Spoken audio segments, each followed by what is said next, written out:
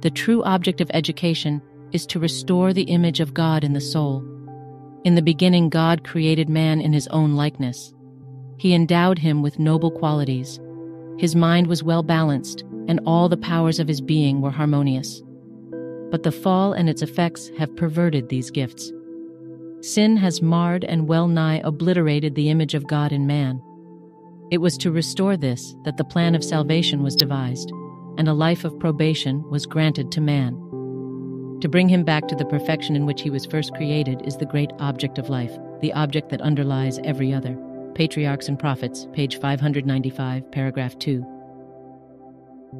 Oke, jadi kita akan belajar tentang fungsi daripada kehidupan kita di dunia ini. Dan kita bisa hidup di dunia ini karena Tuhan Yesus di saat Adam dan Hawa berdosa langsung memikul upah dosa manusia, sehingga manusia, Adam dan Hawa dan keturunannya bisa hidup, dan kehidupan itu adalah kehidupan kesempatan atau probation untuk tidak salah pilih lagi sebagaimana Adam dan Hawa salah pilih. Jadi kalau Adam dan Hawa mati gara-gara mereka berdosa, dan dosa itu ialah makan buah yang dilarang, dan untuk melakukan sesuatu yang berlawanan dengan perintah atau hukum Tuhan, kita tahu upahnya adalah kematian. Dan kalau mereka mati, nggak ada kita di dunia ini, nggak ada probation. Jadi kita di dunia ini hidup itu karena diberikan kesempatan lagi, karena kematian kita sudah digantikan oleh Tuhan Yesus punya kematian, sehingga kita sekarang bisa hidup. Dan kehidupan kita ini adalah kehidupan untuk menurut firman Tuhan, karena Adam dan Hawa melanggar dan seharusnya mati. Dan ini adalah Roh Nubuat katakan ini second probation atau another probation atau another chance, kesempatan lagi. Dan nggak ada kesempatan lagi setelah ini.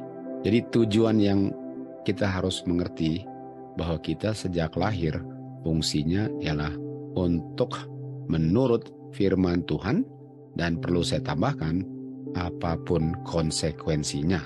Karena tujuannya ialah untuk menurut. Karena kehidupan ini diberikan untuk kita menurut, di mana Adam dan Hawa melanggar. Cuma itu sebabnya. Dan bukan hanya untuk menurut, Tuhan pun memberikan kemampuan, di mana Tuhan Yesus datang ke dunia ini dan menunjukkan dan menghidupkan kehidupan dalam kemanusiaannya sinful flesh, Roma 8 ayat 3, dan membuktikan bahwa manusia di saat bergantung kepada Bapa, dan kita melalui Tuhan Yesus bergantung kepada Bapa, bisa mengungkapkan kehidupan Kristus dengan sempurna, sebagaimana Kristus dengan sempurna hidup untuk menurut firman hukum Bapanya di dunia ini. Dan itu fungsinya. Nggak ada fungsi yang lain yang lebih penting daripada itu. Tidak ada. Apapun yang terjadi dalam kehidupan saya, nggak ada yang lebih penting dari itu. Karena kalau ada yang lebih penting dari itu, artinya kehidupan kekal yang diberikan kepada orang yang menurut dalam kehidupan probation ini nggak penting lagi, sementara semua orang ujung-ujungnya mati. Jadi apa yang lebih penting di dunia ini kalau ujung-ujungnya kita mati, lalu kehilangan kehidupan kekal hanya karena saya salah pilih. Oke? Jadi di saat kita lahir di dunia ini, kita masuk probation. Kita langsung masuk probation, dan probation kita itu mulai waktu lahir, dan di saat kita lahir, kita sudah mulai menuju kematian. Setiap hari tubuh kita tambah lama tambah tua, dan akhirnya kita akan mati. Tapi bukan itu kehidupan yang dijanjikan sebagai kehidupan kekal. Tuhan Yesus mati untuk kematian upah dosa manusia, bukan supaya kita bisa hidup hanya untuk mati. Kematian Tuhan Yesus itu supaya saya bisa hidup dan pilih yang benar, apapun konsekuensinya, tetapi dengan pilih yang benar, saya akan memperoleh kehidupan kekal kalaupun harus dibangkitkan dari kubur karena pilihannya benar. Dan pengertian ini nggak banyak orang mengerti lagi di akhir zaman. Seakan-akan di dunia inilah yang paling penting dari segala-galanya. Sementara kerajaan surga sudah dijamin walaupun kehidupan saya nggak berdasarkan firman Tuhan. Jadi kalau kehidupan saya bukan berdasarkan firman Tuhan, yang menjamin apa dan? bisa saja keanggotaan saya dalam satu denominasi, surat baptisan saya, pengakuan saya seakan-akan itu yang saya perlu pertahankan lebih daripada pilihan yang benar saya. Karena Adam dan Hawa kehilangan probation pertama dan diberikan kedua itu karena mereka pilih sesuatu yang lebih penting daripada firman Tuhan. Dan itulah patokannya. Jadi saya punya kehidupan probation ini harus berdasarkan apa yang lebih penting, firman Tuhan. Konsep kehidupan kekal, itu yang lebih penting. Walaupun sekali lagi, dengan pilih yang benar, saya bisa mati. Atau Tuhan bilang, kamu bisa tidur, lalu waktu Tuhan datang dibangkitkan. Karena itu fungsi kita hidup di dunia ini. Karena kenapa saya mau mempertahankan kehidupan yang di ujungnya nggak bisa luput semua orang mati. Sejak lahir, semua sudah dijamin akan mati, tunggu tanggal main. Mau hidup sesehat apapun, ujung-ujungnya mati. Apakah kehidupan itu yang mau dipertahankan? Nggak ada salahnya untuk hidup sehat dan hidup sampai 100 usianya. Nggak ada salahnya. Dengan catatan pilihan kehidupannya berdasarkan firman Tuhan. Tapi nggak bisa mau hidup sehat sampai umur berapapun hanya diperoleh dengan melanggar firman Tuhan. Dan dengan melanggar firman Tuhan, saya bisa hidup lebih lama lagi. Tahu-taunya di ujungnya mati juga. Jadi semua orang waktu lahir sudah menuju kubur. Nggak ada yang bisa luput dari itu. Kita lihat di Mazmur 90 ayat 10, kehidupan manusia itu average-nya rata-ratanya 70 tahun.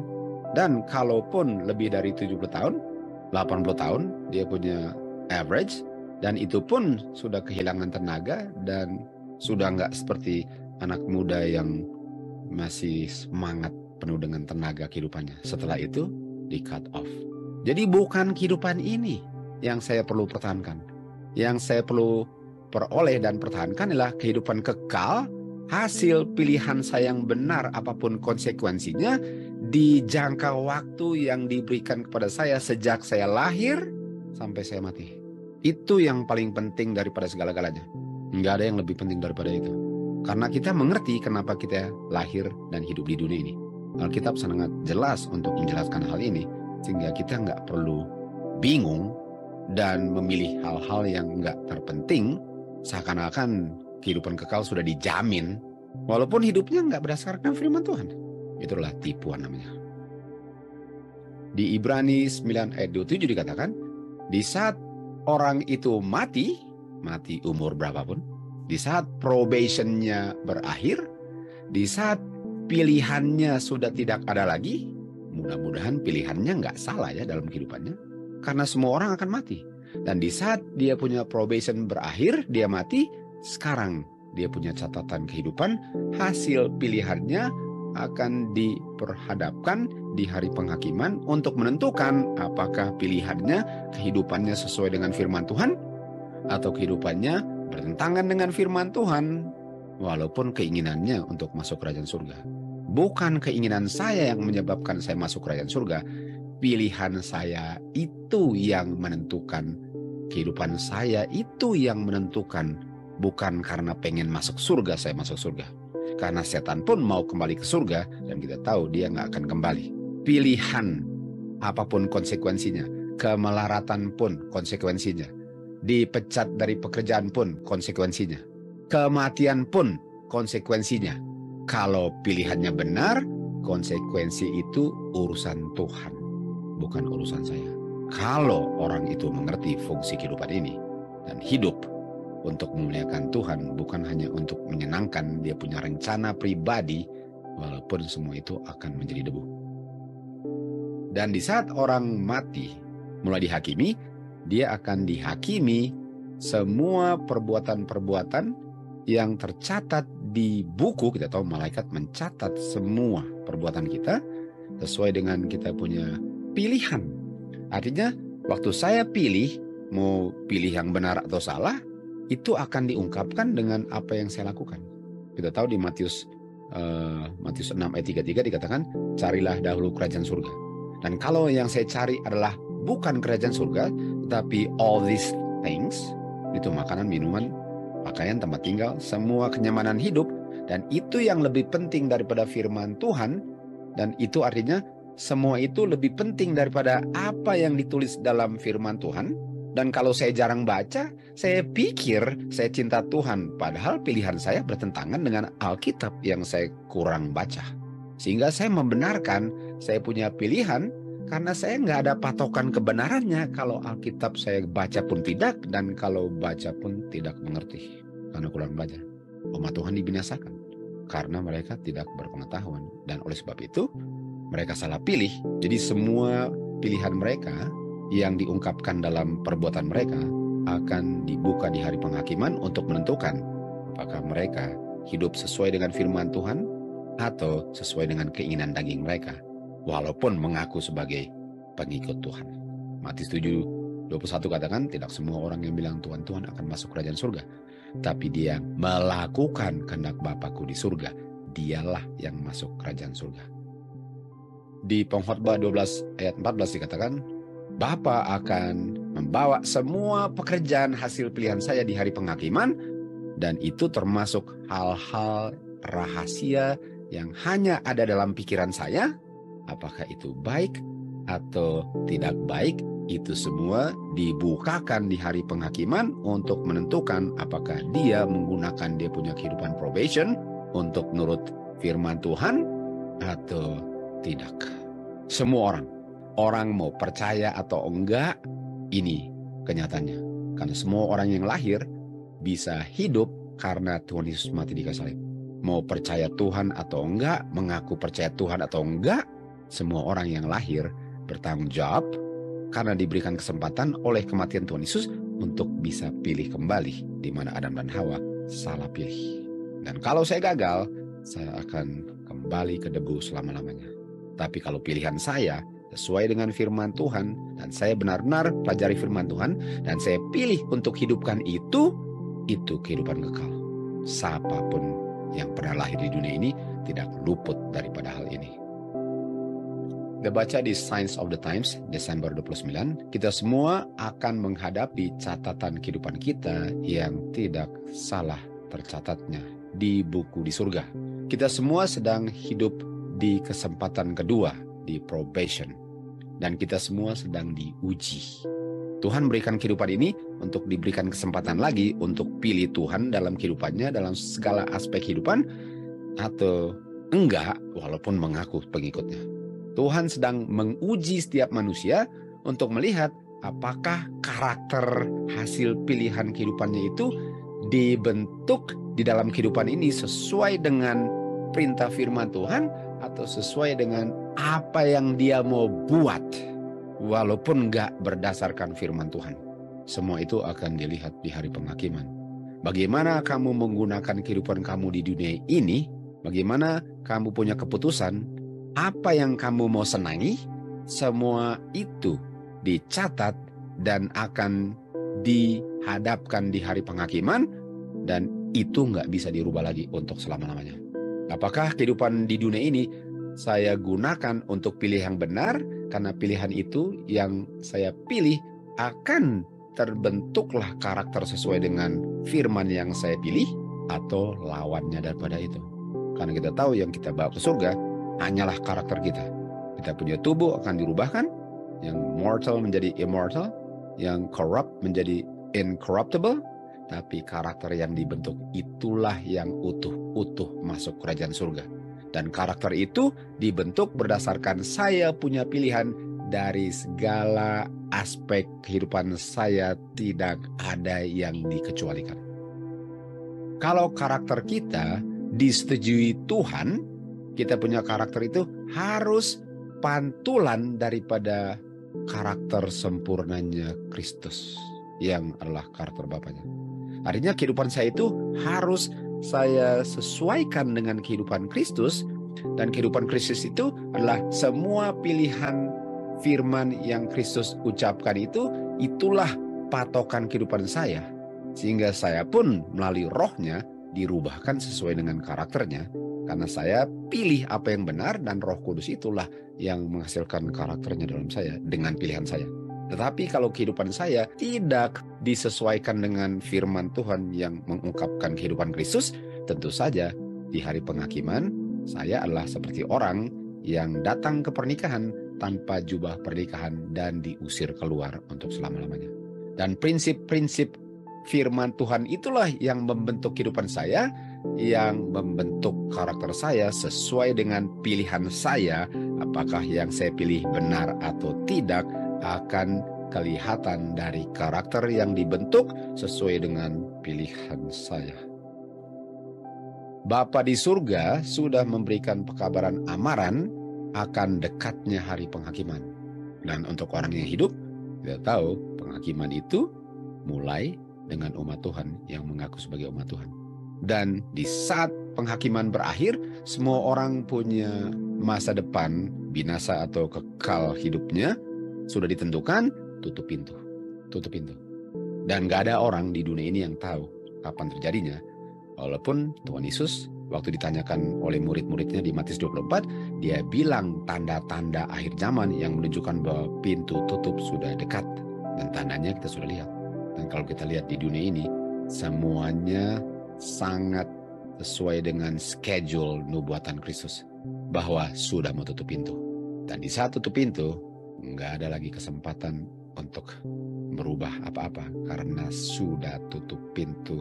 Kesempatan yang saya terima dari Kristus karena dia mati untuk sebisa hidup dan menerima kesempatan ini, kalau saya gunakannya bukan untuk menyelidiki firman Tuhan dan mengetahuinya sendiri, tetapi hanya dengar-dengar apa orang yang bilang, lalu saya sesuaikan benar atau salah dengan saya suka atau enggak apa yang dibilang, bukan itu yang akan tembus di hari penghakiman. Harus mengetahui sendiri dari firman Tuhan, dengan penjelasan roh nubuat testimoni dan hidup berdasarkan itu, walaupun hasil itu diolok-olok, walaupun hasil itu dibilang fanatik, walaupun hasil itu akan dibilang aneh. Bukankah semua pengikut Tuhan Yesus dibilang hal yang sama? Malahan Tuhan Yesus pun gara-gara kehidupannya selalu sesuai dengan kehendak Bapaknya mau dibunuh dan dibilang ajarannya ajaran setan. Apalagi pengikut Tuhan Yesus, khususnya di akhir zaman yang mengulang zaman Noh, akan dituduh hal yang sama oleh orang-orang yang mengaku pengikut Tuhan Yesus, tapi enggak hidup sesuai dengan firman Tuhan. Dan mereka akan bingung waktu kita mengambil keputusan berdasarkan Alkitab dan roh nubuat yang mereka miliki di dalam rumah mereka sendiri, tapi enggak pernah baca. Dan kalau baca pun enggak dihidupkan. Kalaupun mengerti waktu dibaca. Di saat penghakiman berakhir, dia yang kedapatan tidak benar, biarlah dia tidak benar untuk selama-lamanya, tutup pintu. Dia yang kotor karakternya, dia kotor selama-lamanya. Dia yang benar, dia benar selama-lamanya. Dia yang kudus, Efesus 5 ayat 27, holy, unblemished, dia akan kudus selama-lamanya. Tutup pintu, nggak ada kesempatan lagi. Dan setelah itu dia bilang apa? Lihat, aku datang dengan segera. Dan upah, yaitu kehidupan kekal, hasil pilihan, walaupun hasil pilihannya itu sangat merugikan bagi sudut pandangan dunia, orang yang tujuannya ke surga, nggak ada. Kerugian dunia dianggap rugi kalau hasilnya kehidupan kekal dan kehidupannya untuk please God di surga. Dan akan diberikan upah masing-masing. Kehidupan kekal bagi yang hidup sesuai dengan firman Tuhan, dan kematian kekal 1000 tahun kemudian, yaitu dikembalikan ke debu karena kesempatan disia-siakan untuk memuaskan daging dan kehendak diri. Tidak dihidupkan untuk menghargai korban yang kekal yang Bapa telah berikan melalui anaknya, tetapi digunakan untuk kepelisiran, kepuasan daging, walaupun mengaku pengikut Tuhan Yesus. Di Ulangan 30 ayat 19 dikatakan, Tuhan telah menempatkan di hadapan saya dua pilihan, kehidupan atau kematian, berkat atau kutukan. Dan dibilang apa? Oleh sebab itu, pilihlah kehidupan kekal. Dan untuk pilih kehidupan kekal, kamu harus hidupkan kebenaran firman Tuhan dalam kehidupan kamu. Itulah pilih. Sekali lagi, untuk bilang pilih gampang. Tapi kalau gara-gara pilih, akan dibilang sesat, akan dibilang aneh, akan diolok-olok oleh orang yang nggak tahu Alkitab, tetapi mengaku mengerti Alkitab. itu nggak segampang lagi. Tapi gampang untuk orang yang benar-benar mengerti dan sudah tahu bahwa kalau mau ikut Tuhan Yesus akan diolok-olok oleh orang-orang khususnya yang mengaku sebagai pengikut Tuhan Yesus, tapi hidupnya nggak sesuai dengan firman Tuhan. Sehingga pilihan Alkitab itu malahan dibilang aneh dan sesat oleh orang-orang yang mengaku sebagai pengikut Tuhan Yesus, tapi nggak hidup sesuai dengan perintah Tuhan Yesus. Pilihlah kehidupan apapun konsekuensinya. Karena kita tahu fungsi di dunia ini yang ujungnya kematian ialah sementara masih ada nafas di hidung, jangan salah pilih. Karena bisa saja kamu punya pilihan itu adalah pilihan terakhir kamu, karena nggak ada yang jamin bahwa kamu masih hidup besok. Kalaupun besok masih hidup, gunakanlah kesempatan itu untuk nggak salah pilih. Karena siapa yang tahu kapan berakhir probation kita. Orang mati berakhir probation. Orang yang hidup pun walaupun sedang hidup, bisa saja probationnya sudah tutup dan dia nggak tahu. Jangan salah pilih.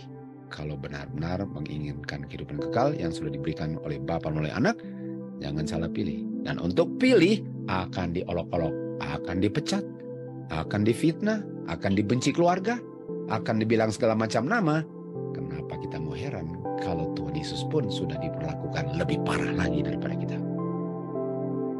Matius 16:25, barang siapa yang mau menyelamatkan kehidupan sementara ini dengan cara untuk kompromi kebenaran akan kehilangan kehidupan kekalnya.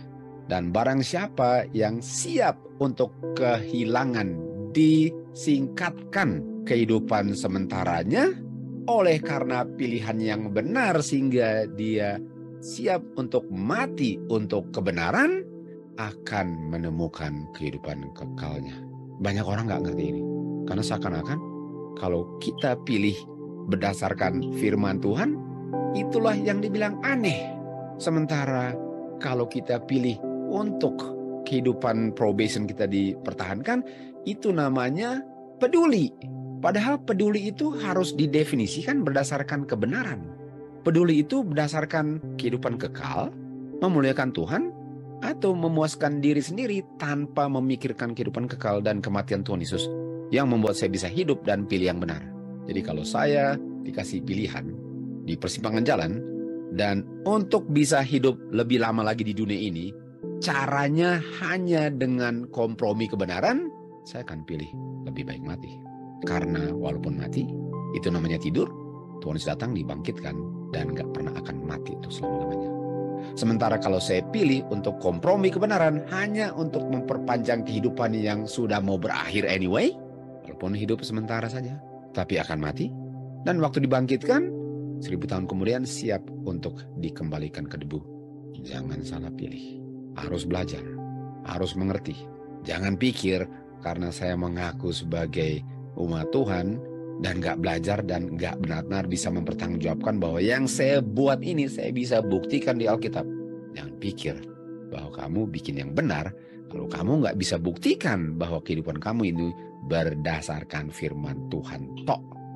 Dan setiap kali saya buat yang benar, jangan heran kalau disalah mengerti, diolok-olok oleh orang-orang yang mengaku sebagai pengikut Tuhan Yesus. Jangan heran. Kalau yang saya buat salah, sudah pasti orang dunia yang akan puji-puji. Di saat saya buat yang benar, jangan heran pengaku pengikut Tuhan Yesuslah yang mengolok-olok. Enggak ada yang baru di kolong langit. Lihat Sadrak, Mesak, dan Abednego. Sadrak, Mesak, dan Abednego, mereka punya kehidupan sementara di dunia ini sudah mau berakhir. Mereka masih muda. Masih anak-anak muda mereka di Babylon. Dan sudah mau berakhir probationnya, tapi mereka bisa memperpanjang probationnya dan bisa hidup sampai tua kalau mereka korbankan prinsip kebenaran mereka. Kalau mereka tunduk kepada patungnya Nebukadnezar, mereka bisa mempertahankan lebih lama lagi sedikit di dunia ini penuh dengan penderitaan kehidupan sementara mereka. Tetapi kalau mereka mau mempertahankan kebenaran, mereka tahu mereka akan dibakar hidup-hidup.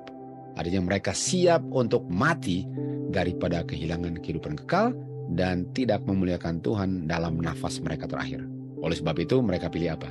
Lebih baik kita dipersingkat probationnya, karena kalau diperpanjang itu hanya dengan kompromi, lebih baik kita dibakar hidup-hidup daripada nggak dibakar hidup-hidup, dan nanti setelah 1000 tahun dibakar hidup-hidup sampai debu. Mereka nggak salah pilih. Mereka tidak salah pilih karena mereka mengerti fungsi hidup di dunia ini. Bukan untuk kepelisiran dunia, bukan untuk memuaskan daging, bukan untuk melakukan kehendak saya. Lalu firman Tuhannya pengakuan tok. Kenyataannya enggak. Matius 16:25 berdasarkan Daniel juga benar. Dia bisa mempertahankan hidupnya di dunia ini kalau dia enggak berdoa kepada Tuhan 3 kali sehari. Atau dia bisa berdoa kepada Tuhan 3 kali sehari lalu dimakan singa. Jadi gara-gara buat yang benar umat Tuhan dianiaya. Gara-gara buat yang benar umat Tuhan akan mati. Gara-gara pilih yang benar, gara-gara mau memuliakan Tuhan, gara-gara tertarik dengan kehidupan kekal dan mengungkapkan pilihan yang benar, kita bisa dengan segera berakhir kehidupan di dunia ini. Apakah Daniel peduli sama itu? Sama sekali tidak. Karena di dunia ini tujuan kita ialah untuk memperoleh kehidupan yang kekal, kesempatan yang diberikan terakhir kali kepada manusia, dan tidak menyia-nyiakannya. Dengan pilih yang benar, kematian itu cuma tidur. Dan waktu bangkit, waktu dibangunkan, kehidupan kekal adalah hasil daripada pilihan yang gak salah. Walaupun dunia bilang itu salah. Walaupun dunia bilang itu mati sia-sia. Walaupun dunia bilang itu mati konyol. Salah. Itu kata-kata orang yang gak ngerti firman Tuhan. Kematian daripada tidak menghormati Tuhan. Lebih baik mati daripada melanggar hukum Tuhan adalah moto setiap orang Kristen yang murni, bukan pengakuan saja. Karena orang Kristen pengakuan lebih utama melanggar hukum Tuhan supaya nggak mati di dunia ini, supaya nggak diolok-olok, supaya masih mempertahankan pekerjaan, supaya tidak dibilang fanatik, supaya tidak dibilang aneh. Saya nggak mau mati. Kalau sudah tua bolehlah, tapi masih muda nggak mau. Dan kalau hidup hanya dengan melanggar hukum Tuhan, artinya saya jual saya punya kehidupan kekal hanya untuk kehidupan sepanggal sisa di bumi ini. Itu nggak bijaksananya, bukan main. Itu nggak rencana keselamatan dimengerti. Itu namanya cari dan akan temukan kematian kekal. Tuhan Yesus di padang belantara untuk menurut kepada Bapaknya. Dan dia nggak akan memperoleh makanan dengan mengikuti anjuran setan. Di hadapan semesta alam, Tuhan Yesus memberikan kesaksian bahwa untuk tinggalkan prinsip kebenaran Bapaknya dan tidak mau melakukan kehendak Bapaknya, itu lebih penting daripada penderitaan lapar atau bencana alam apapun yang dia akan alami dengan pilih yang benar. Artinya, yang Tuhan Yesus ajarkan di padang belantara, apapun konsekuensi kamu di dunia ini karena pilih yang benar, itu tidak separah dibandingkan kalau kamu kompromi kebenaran dan tidak memuliakan Tuhan, tidak menghargai kehidupan yang diberikan di probation ini, dan kehilangan kehidupan kekal yang sudah diberikan melalui korban yang kekal ini, dan kamu tidak menghargainya. Untuk menderita apapun karena pilih yang benar, itu enggak ada apa-apanya dibandingkan dengan saya menyangkal kebenaran hanya untuk memperoleh mangkok makanan lentils yang merah yang diinginkan oleh Esau waktu dia menjual dia punya hak sulung. Lebih mementingkan dia punya hal jasmani yang hanya memberikan kepuasan sangat sementara dan menjual kehidupan kekal yang bukan main, enggak ada kata sementaranya. Lukas 22 ayat 42 Tuhan bilang, bukan kehendakku tetapi kehendakmu lah Bapa. Dan kehendakmu itu ialah sesuai dengan apa yang kita pelajari. Nggak bisa saya bilang kehendakmu kalau saya nggak belajar firman Tuhan. Dari mana saya mau tahu apa yang benar? Dari mana saya tahu apa yang benar? Kalau yang benar orang bilang, saya nggak pernah belajar sendiri. Saya nggak pernah benar-benar sungguh-sungguh mempelajari sendiri, lalu mau bilang itu benar. Nggak bisa. Hanya bisa lakukan ini kalau mengerti semua ini. Makanya umat Tuhan akan dibinasakan karena nggak berpengetahuan. Karena umat Tuhan telah menolak pengetahuan. Tuhan bilang, aku pun akan menolak engkau dan keturunanmu. Matius 7:21, tidak semua orang yang mengatakan Tuhan, Tuhan akan masuk kerajaan surga, tetapi dia yang melakukan kehendak Bapakku. Tadi Tuhan bilang apa? Bukan kehendakku, tapi kehendakmu. Dan hanya yang melakukan kehendak Bapa lah yang akan masuk kerajaan surga.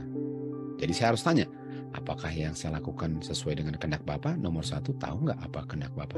Atau itu kehendak saya, lalu saya pakein label kehendak Tuhan walaupun enggak. Biarpun saya bilang Tuhan, Tuhan, apa gunanya kalau saya nggak lakukan apa kehendak Bapa yang sudah sangat jelas diungkapkan di dalam firman-Nya yang saya jarang atau baca pun tidak. Nggak bisa itu. Banyak orang akan hilang sementara mereka mengharapkan dan menginginkan untuk menjadi pengikut Tuhan Yesus. Apa gunanya mengharapkan dan menginginkan kalau nggak pernah menjadi kenyataan? Mereka tidak mau menyerahkan mereka punya kehendak kepada Tuhan. Kenapa? Karena kalau saya serahkan kehendak saya, artinya nggak bisa bikin ini lagi. Artinya nggak bisa bikin itu lagi. Artinya nggak bisa ini, nggak bisa itu. Nggak fun ah. Dan karena mau melakukan kehendak diri sendiri dan nggak mau selamat, saya pikir yang saya lakukan pekerjaan Tuhan. Sementara kehendak Tuhan saya nggak melakukan, bisa saja itu saya punya kehendak. Dan kalau saya nggak tahu bisa buktikan semua tindak tanduk saya berdasarkan prinsip firman Tuhan di Alkitab dan dijelaskan sangat jelas di testimoni Roh Nubuat, dari mana saya tahu itu kehendak Tuhan? Kalau saya sendiri nggak tahu apa itu kehendak Tuhan.